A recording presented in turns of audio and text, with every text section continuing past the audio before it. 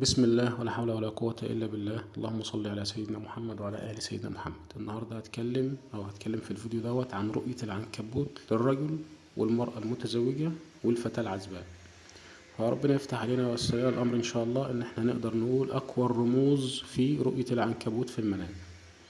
في البداية تفسير العنكبوت بيختلف في المنام بناء على الرائي والحالة الاجتماعية للرائي، متزوج أعزب، الظروف اللي هو بيمر بيها، وغالبا ما يرمز إلى الذكاء والمكر والمشاكل الأسرية أو وجود شخص حاسد. يعني في معظم الأحيان رؤية العنكبوت بترمز لكده يعني. فإحنا هنا هنتكلم على الرموز اللي هي الأقوى، يعني مثلا أو المهمة. يعني في رؤية الرجل للعنكبوت، العنكبوت الأسود بيرمز إلى أمر سيء، السمعة أو زوجة يعني عاملة مشاكل وهكذا يعني. برضو في رؤية البيت بتاع العنكبوت بيدل على الضعف أو المرور بضائقة مالية أو تدهور الأحوال في المعيشة. يعني رؤية الرجل لبيت العنكبوت بتدل على هذا.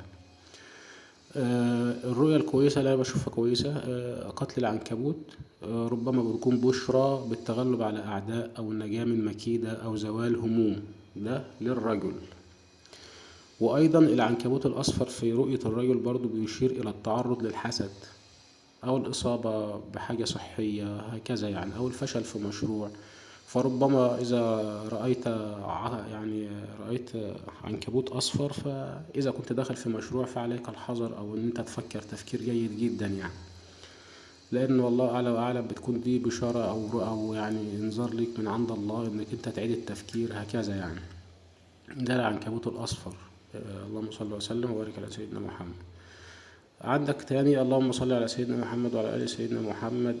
بسم الله ولا حول ولا قوة إلا بالله. تفسير بقى العنكبوت للمرأة المتزوجة. العنكبوت الأبيض للمرأة المتزوجة، إذا رأت عنكبوت أبيض فده بيدل على ذكاء زوجها، يعني ربما هي يكون زوجها ذكي جدا أو راجل متفاهم وعنده حسن تدبير في أمور منزله، أو بيعمل احتياطاته لأمور منزله وبيحافظ على منزله هكذا. وإذا رأت خيوط العنكبوت في المنزل فربما بتشير هذه الرؤية إلى تراكم المسؤوليات عليها يعني، أو وجود خلافات ومشاكل زوجية مستمرة. يعني إذا رأيت خيوط العنكبوت في المنزل أو بيت العنكبوت يعني، فربما بيشير إلى يعني بعض الأزمات وهكذا يعني. حتى احنا في حياتنا الطبيعية بنشوف في الطبيعة كده، لما بنلاقي حاجة زي كده في البيت ما بنكونش متفائلين يعني.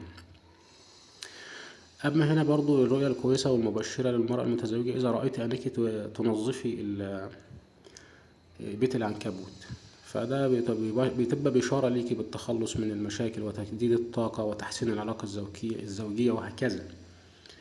عندي هنا برضو للفتاة العزباء، العنكبوت الأبيض بيرمز إن في راجل كويس، راجل صالح، راجل ذكي وعنده أخلاق عالية، ربما بيتقدم لخطبتها. يعني إذا رأيتي عنكبوت أبيض في المنام وكان في حد بيكلمك أو متفق معاكي على زواج، فده بتكون بشارة ليكي بإن أنت توافقي يعني. هنا برضو العنكبوت الأسود للفتاة العزباء، ده بيكون تحذير من وجود يعني في شخص في حياتها، ربما في شخص بيديها وعود يعني، ولكن هو مش الأفضل يعني.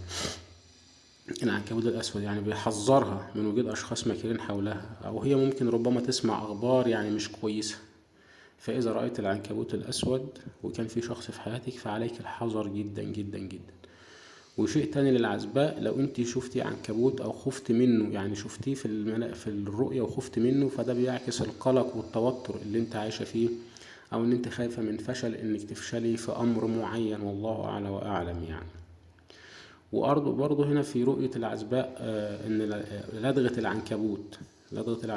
العنكبوت للفتاة العزباء، والله اعلى واعلم، بتدل على التعرض يعني لحزن أو صدمة صديقة مقربة. يعني إذا لدغك أو قرصك عنكبوت، فربما ده بيدل على إن أنت هتتصدمي في حد صديقك، أو في حد كنت أنت بتعطيه الأمان ولكن هو ما طلعش قد المسؤولية، أو صديقة طلعت إن هي صديقة مش الأفضل في حياتك، والله أعلى وأعلم. ولكن أنا بشوف إن ربنا ييسر الأمر. أنا بشوف إن كل الإنسان ما يلتزم في دعائه وذكره وصلاته، أنا بشوف إن أموره بتكون تمام. والله أعلى وأعلم، والله الموفق، والسلام عليكم ورحمة الله وبركاته.